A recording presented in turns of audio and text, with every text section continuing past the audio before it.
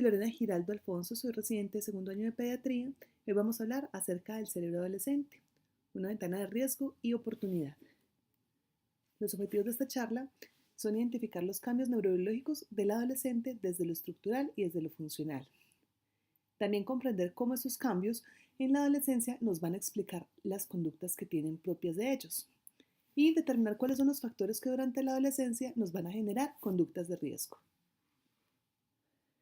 Para la búsqueda bibliográfica, revisamos el libro El cerebro adolescente de la doctora Frances Jensen, también el libro del niño sano, el tratado de pediatría de Nelson, el libro de adicciones de Weisman y varios artículos, específicamente los del doctor Enrique Burnat, Iris Montelli y Alfredo Oliva, que son referentes para estudio de neurodesarrollo en adolescentes.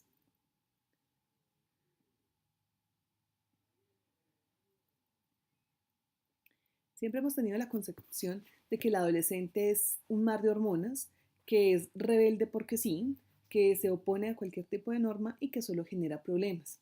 Esto nos va a generar una reticencia para poder hacer una atención adecuada a esta población y los adolescentes se quedan en medio de que no son adultos, de que no son niños y de que por su conducta o por sus particularidades nunca van a tener como una aceptación adecuada por las personas que deben atenderlos. Entonces, son una población que queda desprotegida. Tenemos que quitar esta concepción de nuestras mentes. Tenemos que comprender que la adolescencia es un tránsito entre la niñez y la adultez, que se va a generar un proceso de maduración orgánica, psicológica, social, emocional y que se da de forma continua. Entonces va a ser un proceso desde los 10 años hasta los 21 años, son muchos años donde vamos a transitar por cambios significativos en toda nuestra estructura, no solo orgánica, sino mental, que van a hacer que tengamos particularidades para su atención, pero que son personas con las que podemos trabajar y que tenemos infinidad de posibilidades para su atención. Tenemos que entender cuáles son los determinantes de la conducta, cuáles son las teorías que hablan acerca de cómo son los componentes y el desarrollo de la conducta de las personas. Primero está la exposición medioambiental, que nos habla acerca de cómo el medio donde crecemos va a determinar qué patrones de conducta vamos a adquirir. En esta nos explica cómo los ambientes hostiles pueden generar personalidades que sean hostiles o que sean reticentes y que medios adecuados van a generar personalidades adecuadas. Pero este no nos va a explicar el fenómeno de la resiliencia. También tenemos la genética de la conducta, que nos habla de cómo un individuo particular dentro de un grupo social homogéneo va a tener conductas propias que pueden diferir de su mismo grupo de pares. Es decir, si tenemos un grupo de jóvenes en alguna ciudad del país, en Manizales, en Bogotá, en Medellín, pues puede ser el mismo grupo, que les guste la misma música, la misma ropa, que tengan gustos por actividades similares, pero la genética de la conducta nos va a hablar sobre qué determinantes internos o genéticos van a determinar su diferencia del resto de pares. También tenemos que tener en cuenta el determinante de la psicología evolucionista, donde nos habla de por qué los grupos etarios, independiente del sitio donde estén, van a tener patrones de conducta similares. Esto es inverso a la genética de la conducta y lo que nos quiere explicar es por qué los jóvenes en México, en Colombia, en Corea, en Alemania van a tener comportamientos similares de impulsividad o de búsqueda de nuevas emociones, a pesar de que estén en ambientes geográficos o socioculturales diferentes. Entonces habla de que a través de la evolución se generan patrones que van a determinar conductas específicas en un grupo etario. Y nos vamos a centrar en la neurobiología. La neurobiología como determinante de la conducta nos va a explicar a través de todos los cambios, tanto orgánicos, físicos y de moldeamiento, por qué los adolescentes se comportan como lo hacen. Siempre nos hemos enfocado en que el desarrollo cerebral solo se da durante los primeros 5 años de vida. Y sí, el 90% del crecimiento máximo de las conexiones se dan en esos primeros 5 años. De ahí radica la importancia de los primeros 1000 días. Pero ¿qué pasa con el 10% restante? Ese 10% se va a seguir desarrollando hasta el final de la adultez y vamos a encontrar que es un periodo donde se da el mayor potencial de mielinización y de maduración de estructuras. toda la parte de crecimiento, desde celularidad y conexiones, va a ser efectivamente los primeros 5 años, pero todo lo que tiene que ver con maduración de procesos, mielinización y establecimiento de conductas y establecimiento también pues como de tractos de comunicación a nivel cerebral se va a dar en el periodo de la adolescencia. Por eso es que en el adolescente es tan importante identificar y saber cómo orientar este desarrollo porque es el que nos va a dar el resultado el adulto que va a ser más adelante, cómo va a ser su función con el medio, su relación, su manera de tratar y trabajar en medio de una sociedad. Bueno, vamos a empezar desde lo estructural. Tenemos que tener en cuenta que el cerebro se está desarrollando desde el momento de la concepción en el proceso de neurulación y que va a terminar aproximadamente entre los 18 y los 21 años todo su desarrollo.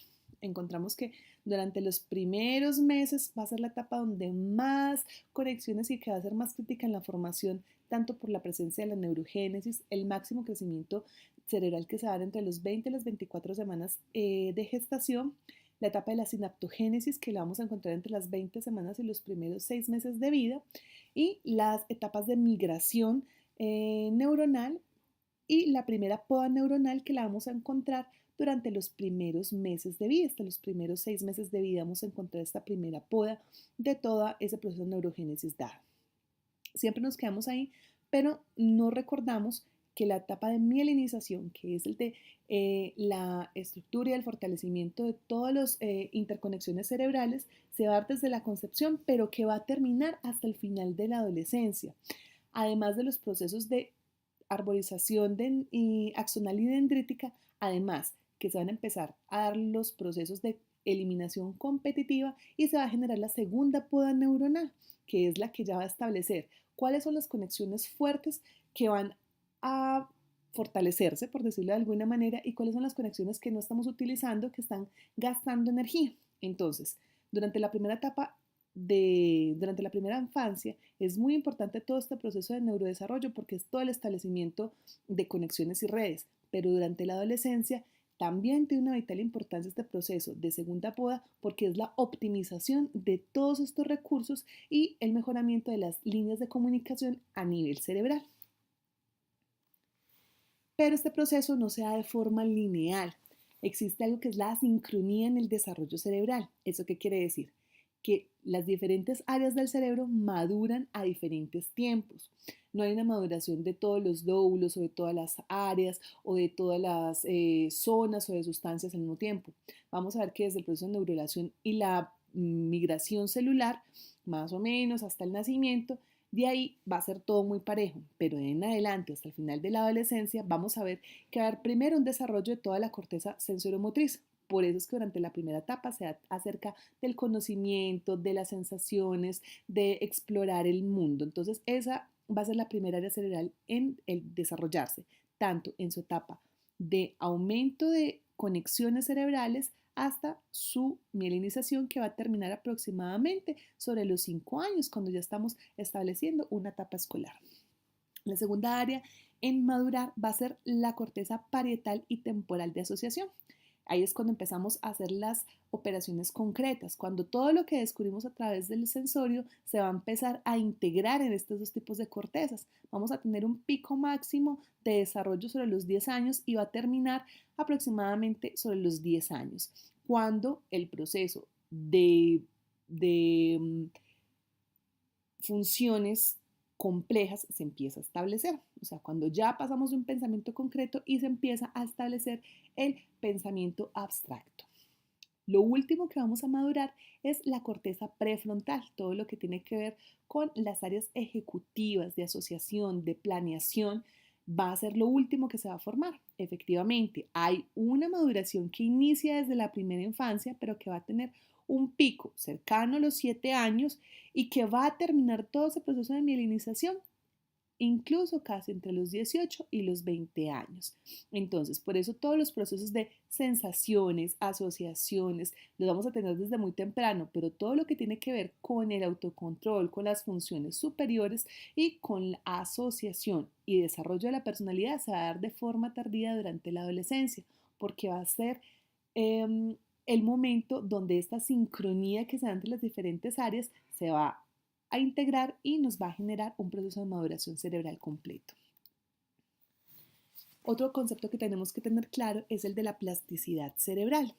La plasticidad cerebral es entendida como la capacidad que tenemos de modificar el desarrollo según un estímulo ambiental al cual estemos expuestos. Esto nos puede ayudar y ser como una ventana para generar un desarrollo emocional o intelectual, pero también es un potencial abismo para estímulos peligrosos. ¿Eso qué quiere decir?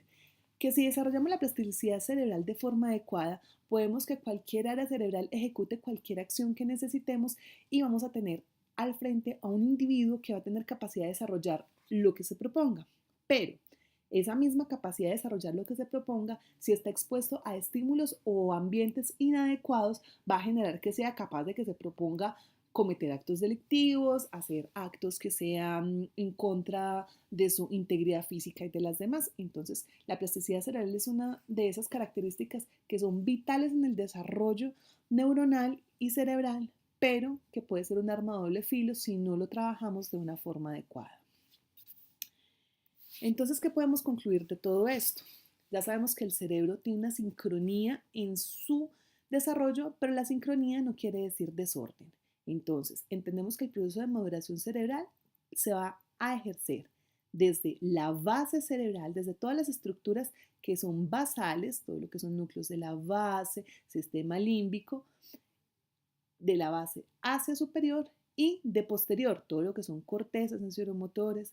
Después pasamos por las asociativas hacia frontal. Entonces, la sincronía no quiere decir desorden. La sincronía simplemente habla de que no todo es al mismo tiempo, pero lleva un patrón que está estudiado a través de neuroimágenes, de radioisótopos, donde se ha demostrado que los procesos de mielinización y maduración neuronal se dan desde estructuras basales posteriores hacia anteriores y superiores. ¿Y cuáles son los cambios que vamos a encontrar dentro de las diferentes áreas del cerebro? Primero, en la sustancia gris vamos a encontrar que van a existir cambios en la densidad sináptica. Eso quiere decir que van a incrementar el número de sinapsis y arborizaciones dendríticas, primero en la corteza somatosensorial y segundo en la corteza prefrontal. Entonces son las áreas donde más densidad sináptica vamos a tener. Cuando tenemos tanta densidad sináptica, el cerebro tiene que optimizar esas conexiones porque no puede gastar energía ni recursos de forma innecesaria en áreas en que no estamos utilizando este potencial. Entonces vamos a tener la segunda poda neuronal. Esa etapa es muy importante porque es donde se van a establecer y se van a solidificar esas conexiones. Por eso es tan importante que en la etapa de preadolescencia y adolescencia temprana, acercarnos a los 13 años, podamos desarrollar y estimular la mayor cantidad de conexiones para que se fortalezcan y que durante la segunda poda neuronal no veamos limitadas todas las capacidades que puede tener este cerebro adolescente. Otro de los cambios es el adelgazamiento cortical. ¿Qué quiere decir el adelgazamiento cortical? Ya entendiendo el proceso de segunda poda, pues vamos a entender de que si eliminamos y si retiramos uniones, conexiones y cuerpos neuronales que no estamos empleando de manera óptima, pues entonces eso se va a ver representado en el grosor de la corteza cerebral. Aquí notamos en esta gráfica que durante los primeros 5 años es cuando tenemos el máximo desarrollo cerebral, pues vamos a tener una corteza cerebral bastante gruesa que está representada por las áreas rojas y amarillas, las más claras.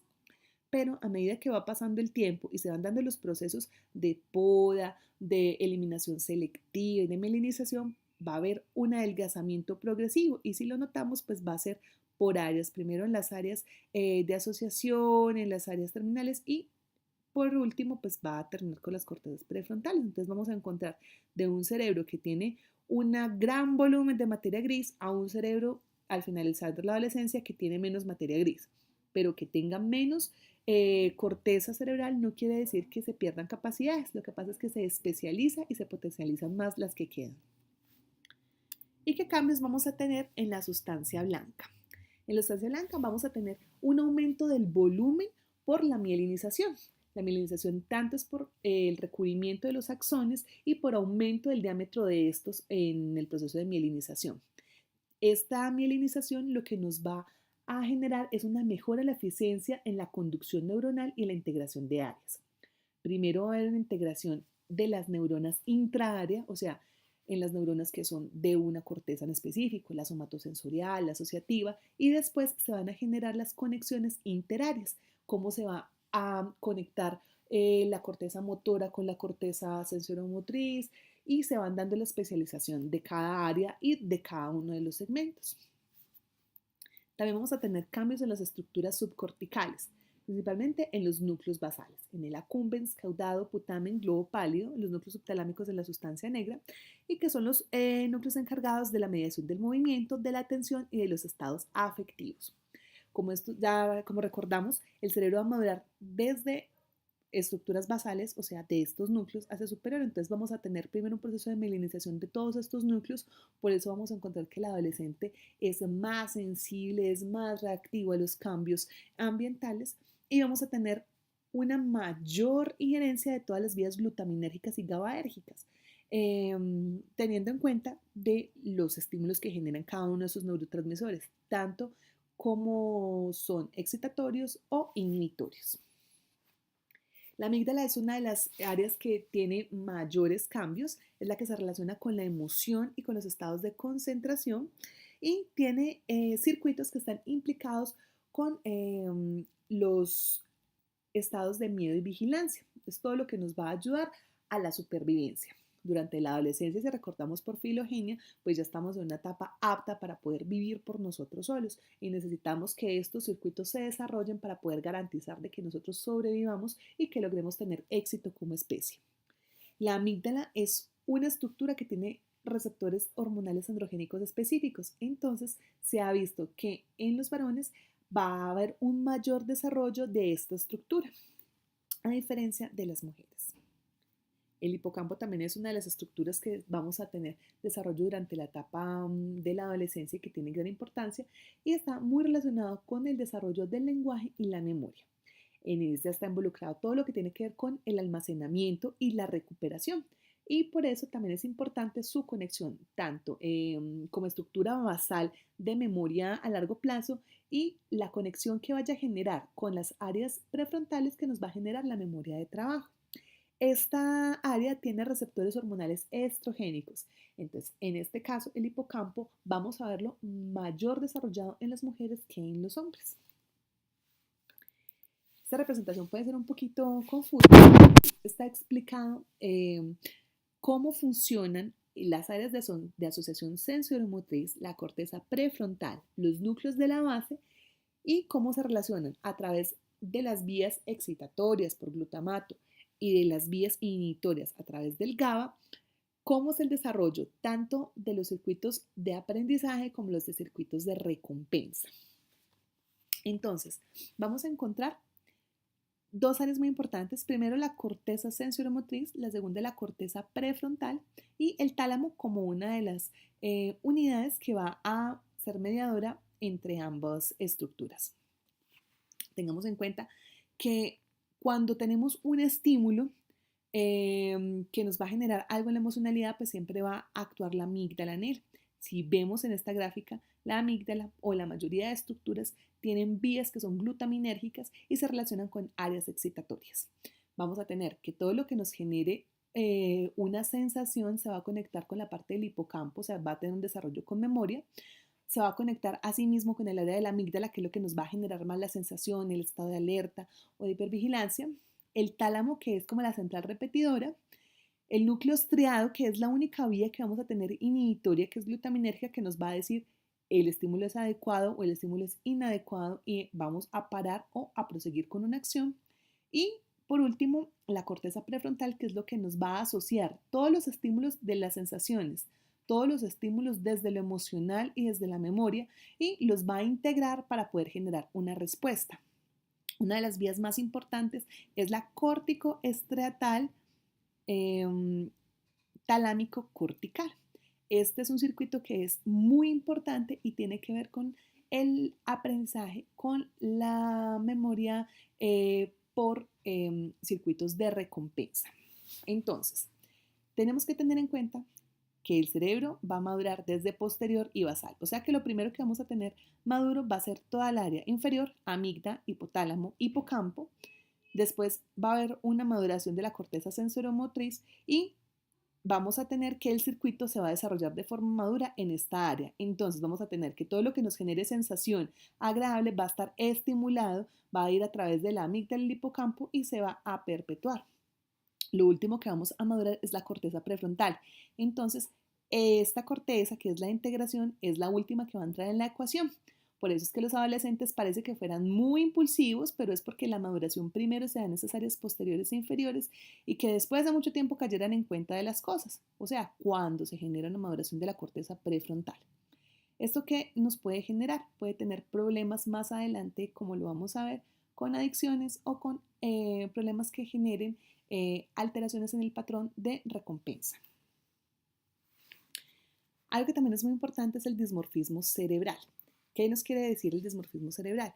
Que existen diferencias entre el cerebro de los hombres y las mujeres según el desarrollo, pero no porque existen diferencias vamos a hablar de que uno tenga menos capacidad que otro, simplemente hablamos que tienen habilidades diferentes pero son equiparables. Entonces vamos a encontrar que existe una diferencia total dentro del volumen cerebral, estableciendo que para los hombres hay un mayor volumen respecto a las mujeres, pero varios estudios han demostrado de que este aumento de volumen es proporcional al, al tamaño o al crecimiento o al índice de masa corporal que tengan los hombres frente a las mujeres. Entonces se considera de que puede haber un crecimiento del 10 al 15% por encima de las mujeres, pero se considera que la masa de los hombres es 10 a 15% superior al de las mujeres. Entonces no habría una relación como tal, simplemente sería simetría. También vamos a encontrar diferencias sexuales entre la cognición y el comportamiento.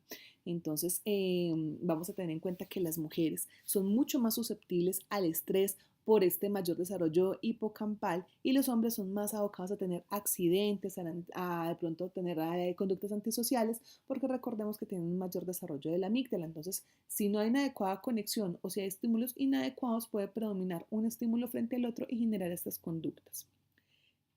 También encontramos que hay zonas cerebrales que son más sensibles a hormonas, como ya les hemos hablado, que son las regiones subtalámicas, el hipocampo y la amígdala, y que también va a haber un cambio en el espesor cortical, dependiendo del área, si somos hombres o mujeres. Y también han encontrado que las mujeres como tal tienen mayor concentración neuronal en el área prefrontal. En ese estudio que se hizo a través de neuroimágenes encontramos cómo hay diferencias en edad y en volumen cerebral entre hombres y mujeres dependiendo del área. Teniendo en cuenta que las mujeres son la línea punteada, los hombres la línea continua, pues vamos a encontrar que los volúmenes en diferentes áreas, por ejemplo, en el área frontal el volumen es un poquito más alto que en los hombres, pero en el área parietal la diferencia no es tan marcada ni en el área temporal. Y encontramos que materia blanca como tal, las conexiones axonales, pues va a tener un mayor volumen en hombres y en mujeres, pero como hemos hablado, no quiere decir que tengan menos capacidad, sino que simplemente hacen desarrollos diferentes por áreas y especializaciones. Ahora vamos a hablar de las metas cognitivas de la adolescencia. Son las metas que desde lo biológico nos van a explicar cómo se mueve el cerebro y cómo se va adquiriendo estos logros. Entonces, dentro de las metas vamos a encontrar el desarrollo de la identidad, el establecimiento de una relación íntima, el desarrollo de perspectivas futuras, el desarrollo de la independencia, de la autoconfianza, el autocontrol y el desarrollo de las habilidades sociales. Como vamos viendo, todos tienen que ver con la creación del yo, pero para poder crear el yo necesito experimentar el mundo y poder definir qué es lo que yo quiero, qué me gusta y con qué me siento identificada. Por eso es tan importante que los jóvenes tengan toda esa etapa de asociación, de sensaciones de conocimiento, pero guiados de forma adecuada. Y eso va acorde a su proceso de maduración cerebral. Si tienen sensaciones que van directo hacia sus áreas posteriores y que se asocian en los núcleos basales, pues entonces vamos a tener jóvenes que son muy ricos en muchas sensaciones, en muchas experiencias, pero mientras hacen un desarrollo de ese prefrontal, que son los que nos va a generar autoconfianza, autocontrol y desarrollo de habilidades sociales, necesitamos acompañarlos para que logren estas metas. Si no hay un desarrollo neuronal adecuado, estas metas no se van a generar. Por eso el adolescente que es tan calmadito, al que todo le dice que sí, el que nada lo cuestiona, tenemos que cuestionarnos si su neurodesarrollo está normal, porque está en ellos que a través de todo lo que experimentan y el cuestionamiento que tienen para la creación de su identidad puedan desarrollar estas metas. Entonces, cómo la neurobiología, todo lo que ya vimos, nos va a explicar cada una de las conductas que vemos más repetitivas en los adolescentes. Primero tenemos que hablar del modelo de desajuste. El modelo de desajuste nos habla de la falta de coincidencia entre la maduración cortical y de la maduración de las áreas subcorticales. Entonces, hay un desajuste porque lo primero que vamos a madurar son las regiones subcorticales. Entonces, va a ser una persona, un joven, que va a estar lleno de emociones, que va a estar muy estimulado y que todo su sistema límbico va a estar atento a cualquier cambio ambiental para generar una emoción como respuesta, pero no hay un prefrontal que ayude a modular o a comprender por qué se está generando esa sensación. Y también vamos a tener un circuito de recompensa que va a estar maduro antes de un prefrontal que nos ayude a tener un proceso cognitivo. Entonces va a haber un desequilibrio entre lo que le genera placer y gusto y los mecanismos que nos van a decir pare o siga porque eso es correcto o incorrecto. Entonces, tenemos un adolescente lleno de emociones que está abocado a todo lo que le genere una recompensa, pero que va a tener una maduración tardía, por decirlo de alguna manera, en todo su proceso de autorregulación y en el proceso de cognición social. La cognición social, entendiéndola como el proceso que nos va a ayudar a comprender el medio y la sociedad y el entorno donde vamos a estar desarrollándonos. Entonces, ¿por qué encontramos que los jóvenes se alejan de los padres? Porque antes era un niño que era apegado a sus papás, quería hacerlo todos con ellos, los veía como sus héroes y de un día para otro vamos a encontrar que ya no quieren saber nada, que quieren andar a 3 metros delante de ellos, que papá por favor no me recojas y usted es el peor papá del mundo. Entonces, hay teorías filogenéticas que nos hablan de que ese aislamiento de los padres es importante para que el adolescente salga de su núcleo y pueda conformar nuevos grupos sociales. También es importante para el desarrollo de la autonomía. Si yo no me alejo de mi factor protector, de lo que yo considero que me está protegiendo y brindando todo, no voy a generar las estructuras ni los modelos que van a hacer que yo sea capaz de interactuar por mi propia cuenta frente a una sociedad, a un contexto social. Entonces, el alejamiento de los padres también se explica no solo pues por el alejarse, sino también por verlos ya no como los perfectos, sino como seres humanos con muchos defectos, porque eso ayuda también entre el duelo de que me estoy alejando y que yo estoy creciendo y que me estoy volviendo un ser diferente. Bueno, también vamos a explicar por qué los jóvenes le ponen más cuidado a sus amigos que a sus superiores.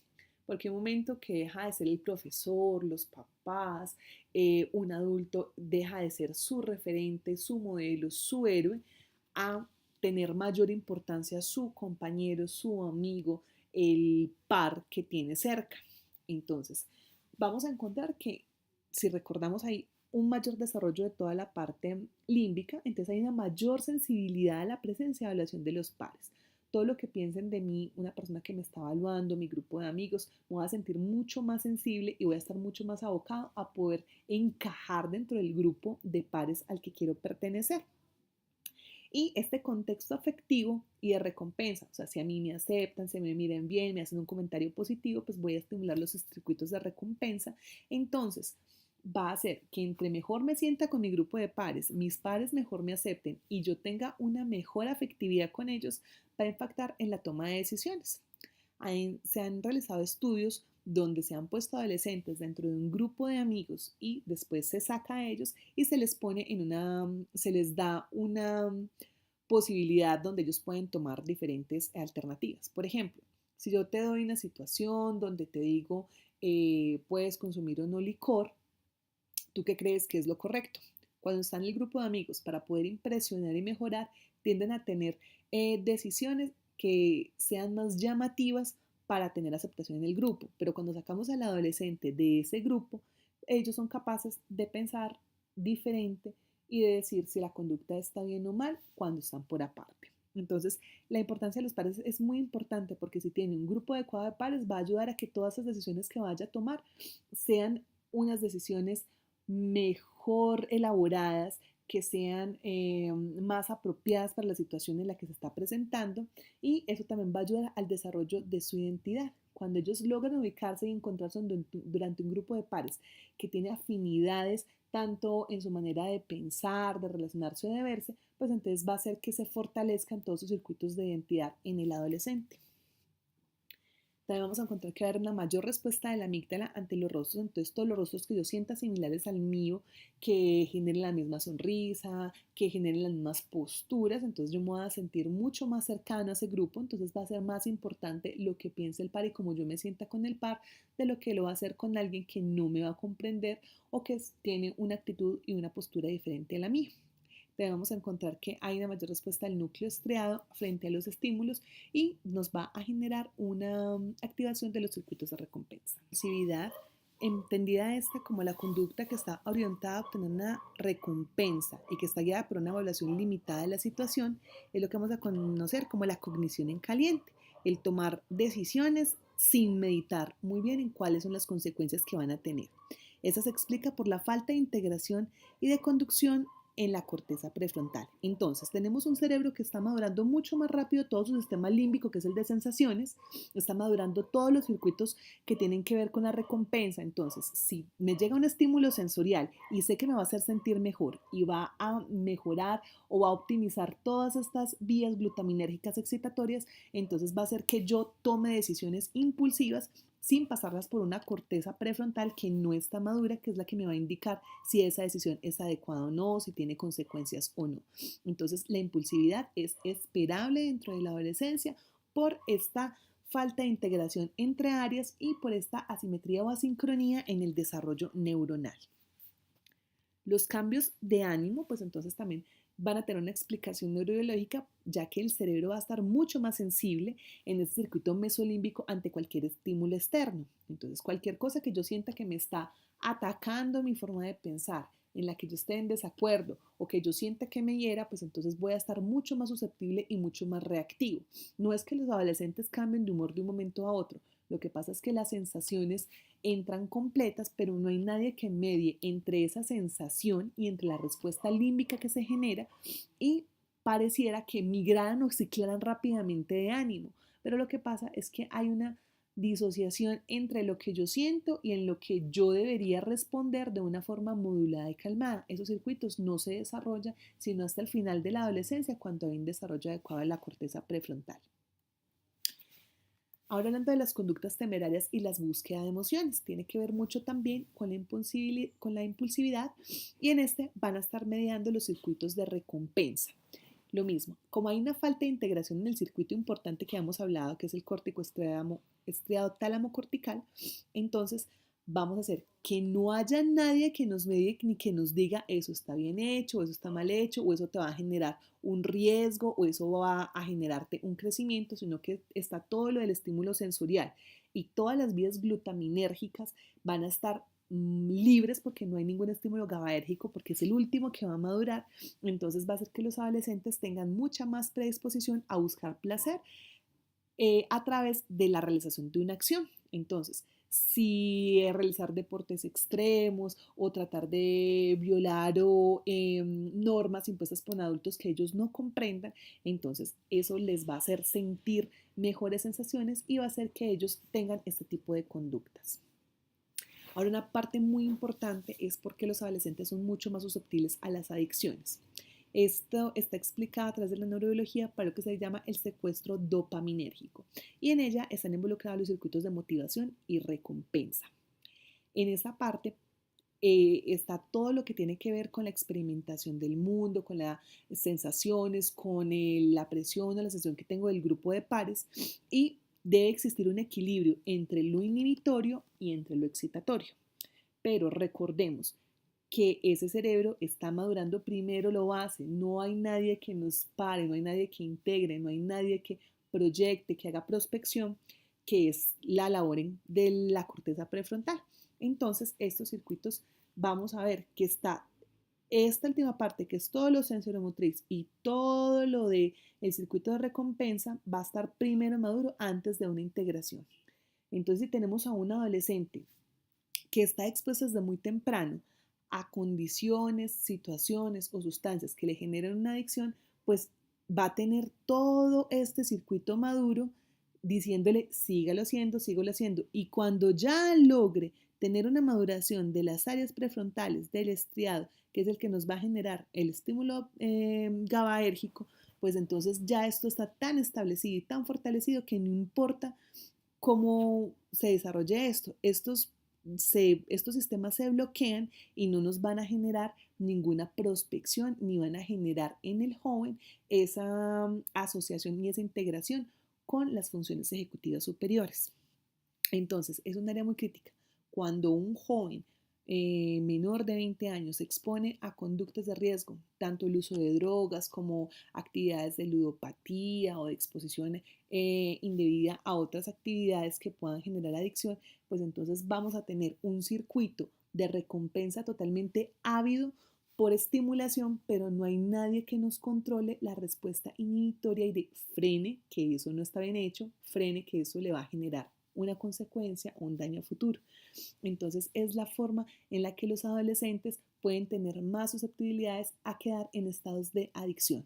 No es lo mismo un joven de 15 años que prueba una sustancia psicoactiva a un joven de 28 años que prueba por primera vez una sustancia psicoactiva cuando ya sus sistemas de integración funcionan diferente y tiene una capacidad mayor para poder controlar esto. También tenemos que tener en cuenta cuáles son las susceptibilidades individuales. Existen susceptibilidades genéticas que nos van a condicionar a través de las vías GABAérgicas o dopaminérgicas si yo me voy a quedar en una conducta adictiva o no.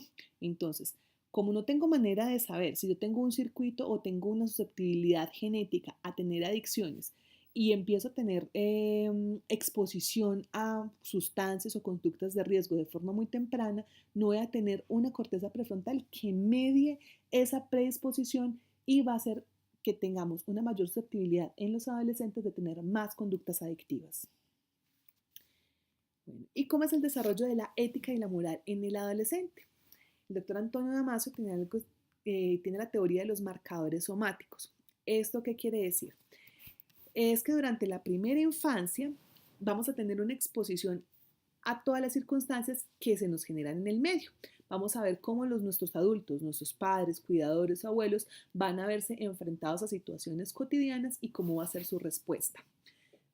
Si, por ejemplo, mis papás esconden del banco, dicen mentiras, o siempre hacen lo correcto, o siempre tienen conductas de ayudar a los demás. Entonces, todas esas conductas que yo voy viendo en los adultos que están en mi medio se van quedando guardadas y van a tener un área muy importante de desarrollo que es en los núcleos supraquiasmáticos del área prefrontal. Esto todo se va a quedar como en stand-by y guardadito hasta que llegamos a la adolescencia o a la adultez, donde cuando nos vemos expuestos a esas mismas sensaciones o a esas mismas situaciones que vimos en nuestra niñez, de forma intuitiva vamos a determinar si nos acercamos o nos alejamos a ese estímulo. ¿Qué quiere decir? Si yo de niño en mi medio vi que tener conductas de mentira, de hacerle daño a los demás, se veían normales para los adultos con los que yo estaba interactuando, pues cuando yo me vea expuesto a esas mismas situaciones en la etapa de adolescencia o etapa adulta, pues voy a tener una respuesta que ya es guardada, que ya se imprimó en ese cerebro. Lo mismo, todas las conductas buenas pues también se van a ver reflejadas. Por eso es tan importante el desarrollo del ejemplo en los niños, porque cuando lleguemos a la adolescencia, estos marcadores somáticos se van a activar y nos van a dar una respuesta. ¿Que se puede modificar y moldear? Sí, pero eso ya viene guardadito y va a ser una impronta dentro de la personalidad y el desarrollo ético y moral del adolescente. Entonces, sí hay una parte que se desarrolla, pero tenemos que tener en cuenta que ese joven va a ser el resultado de lo que fue el niño y el adulto es el niño y el joven ya maduro con todo lo que ha experimentado. Entonces, estas normas éticas y morales son importantes para la cohesión. Requieren un aprendizaje que se consolide en el cerebro. Y tenemos que tener en cuenta que las áreas relacionadas con las normas éticas y morales son los lóbulos temporales, que son los que van a tener una maduración en la adolescencia media. Los conceptos del bien y del mal van a quedar consolidados en la corteza orbitofrontal en la infancia y son los que nos van a generar estas conductas intuitivas, como nos dijo el doctor Damasio. Teniendo en cuenta este tipo de cosas, entonces, va a ser un adolescente que tiene una maduración primero de todo lo sensorial, después de todo lo asociativo y por último va a tener un desarrollo de las áreas que nos hablan del autocontrol, de la proyección, del pensamiento a futuro, de la memoria a trabajo. Un adolescente se va a cuestionar todo lo que nosotros digamos. Un adolescente va a querer que nosotros tengamos argumentos frente a las normas que les vayamos a imponer. La impulsividad, el alejamiento de los padres, el afianzamiento dentro de un grupo de pares, la consolidación de circuitos de recompensa y el desarrollo de la ética y la moral van a hacer que en conjunto a ese proceso de maduración asincrónica del cerebro nos lleve a que ese joven tenga un acúmulo de experiencias que en el momento en que pueda realizar una integración adecuada con su corteza prefrontal nos desarrolle una personalidad completa y logremos las metas cognitivas de la adolescencia. ¿Qué podemos concluir entonces? Que el adolescente y su cognición pasan por un estado de cambio constante. Por eso no podemos esperar que el mismo adolescente que tenía 11 años se comporte de igual manera el que tiene 15 o cuando ya tiene 20 años, porque su proceso va a madurar, porque su cerebro va madurando de forma continua y se alimenta de todas las experiencias que va teniendo en el transcurso de los años y de cómo nosotros guiamos esas experiencias, ya sea de forma positiva o negativa. Los adolescentes necesitan este tránsito por todas estas experiencias para formar su identidad. Un adolescente que no se cuestione, un adolescente que no tenga estos arrebatos, digamos, de rebeldía, de cuestionamiento a las leyes, de eso no está haciendo una adecuada integración de todas esas sensaciones. Entonces es nuestro deber dejar que ellos experimenten sin que se pongan en situaciones de riesgo. Nosotros somos sus acompañantes dentro del proceso. Nosotros hablo de padres, educadores y personal de la salud que vamos a estar al lado de ese adolescente durante todo ese proceso de cambio y transformación. El papel de los padres y los educadores durante la adolescencia debe ser de acompañamiento y orientación. Por más que querramos llevarlos de la mano e indicarles qué es el bien y el mal, no podemos dejar que ellos no experimenten el mundo. Nuestro objetivo es ser la señal de tránsito que ayude a que él tenga una mejor conducción por el camino de su adolescencia. Pero quien conduce el vehículo de llegar desde la niñez hasta la adultez es el adolescente, es el que debe conducir y nuestro papel es ser los mejores guías y orientadores para que ese proceso se desarrolle de forma adecuada y obtengamos un adulto feliz y saludable. La adolescencia es un periodo sensible a intervenciones de entrenamiento. Recordemos que el cerebro del adolescente es plástico, es un cerebro que está ávido de emociones, de información. Y si logramos tener una adecuada intervención, lograr adecuados estímulos, que esta sensación de querer cambiar al mundo, esta sensación de tener nuevas emociones, de nuevas sensaciones, de estar siempre alegre, de tratar de obtener como recompensa, lo podamos abocar a actividades que mejoren toda su o que desarrollen todo su potencial. Por ejemplo, la elaboración de ejercicio, que tengan actividades que tengan impacto social, que tengan desarrollo con la comunidad, que logren conocer otro tipo de personas, que abran sus horizontes a nuevos grupos sociales, va a hacer que ese cerebro sea mucho más sabio y se enriquezca mucho más y tenga mejores conexiones. Entre más temprano realicemos toda esta exposición a buenas conductas, a buenas oportunidades, a buenos estímulos, va a ser mucho más efectivo. No es lo mismo tener un buen acompañamiento de estímulo de un preadolescente que de un adolescente tardío. Y no es lo mismo si yo nunca estimulé a un niño, tratar de estimular a un adolescente. Esto es un continuo. El desarrollo neuronal es un continuo que empieza desde el momento de la concepción y que debe ser guiado, estimulado, alimentado y orientado de forma adecuada hasta el final de su adolescencia. Lo otro que tenemos que tener claro es que no podemos pretender que estos procesos se aceleren, que porque ojalá que les pase rápido la etapa de rebeldía, ojalá nunca transite por la etapa de querer ser osado o de querer desafiar las normas, no.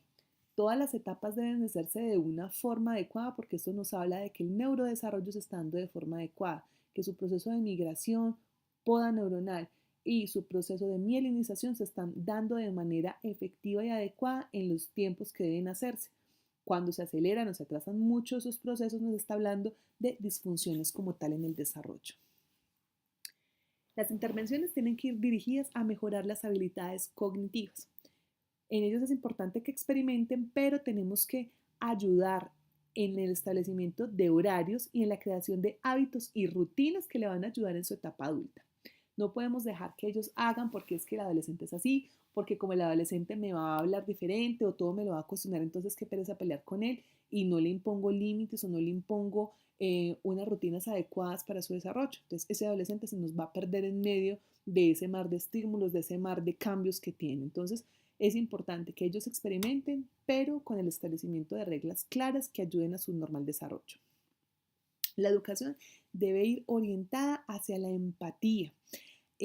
La empatía es muy importante porque si yo logro ponerme en los zapatos del adolescente, puedo comprender que si está en un periodo de cambios rápidos, drásticos, donde no hay nadie que me ayude a comprender todo lo que yo estoy sintiendo, entonces me voy a sentir más incomprendido y voy a sentir más rechazo hacia esa persona. Entonces, si estamos acompañando, debemos recordar que el adolescente es un sujeto de cambio, que es un sujeto que está altamente estimulado sin nadie o sin ninguna estructura que le ayude a controlar todas esas sensaciones. Entonces, nuestro deber es no olvidarnos de qué es lo que nos pasa cuando somos adolescentes, de recordar, de comprender y entender que es una época de cambios. Tenemos que tener coherencia entre el hacer y predicar. El adolescente ya está en una etapa donde todo se lo cuestiona y si nosotros no demostramos a través del ejemplo que debe comportarse de una manera especial, de que deben existir reglas, entonces él va a cuestionarse y va a entrar en conflicto frente a lo que nosotros le estamos diciendo. Por eso no podemos decirle, oye, tienes que hacer más ejercicio, comer bien y verme comer mal a mí. No podemos pretender de que lo tenemos que obligar a que estudie cuando yo no le estoy dando ejemplo a través de que yo tengo buenos hábitos de lectura o algo. Entonces es muy importante en ellos continuar y se hace mayor énfasis entre si yo le digo algo es porque yo lo hago y lo predico. No pueden haber discrepancias porque eso va a generar conflictos y mayor tensión dentro de los ambientes educativos y familiares. Y la educación debe ser a través del argumento positivo de las situaciones. Yo siempre tengo que argumentar al adolescente porque es una persona que todo me lo va a cuestionar, pero tengo que proponérselo desde lo positivo, felicitar, impulsar, motivar. Cuando yo soy restrictiva, prohibitiva, voy a generar muchas más condiciones donde va a entrar en contradicción y eso lo puede exponer a situaciones de riesgo. Lo más importante con el adolescente es que debemos comprender que él es una semilla que está germinando y debemos tener paciencia. Paciencia porque son procesos que ellos tienen que vivir, porque son procesos que se van a dar durante un periodo que va a ser largo, que puede ir desde los 10 hasta los 21 años, que tenemos que tener el tiempo para poder acompañarlos durante este proceso, ¿sí? Que tenemos que tener en cuenta que el factor tiempo es muy importante, que no es de acelerar ni tampoco esperar a que ellos no transiten por todas estas fases. Y lo más importante, el adolescente no debe dejarse solo. No debe quedar la sensación de que porque ese adolescente es maluco, entonces cuando ya crezca y se madure vuelvo y lo veo. No, yo debo estar acompañándolo, debo estar guiándolo y ayudándolo a comprender qué es lo que está pasando consigo y con el mundo externo, porque está cambiando tanto para guiar a que ese adolescente se convierta en el mejor adulto posible. Muchísimas gracias a todos ustedes y por favor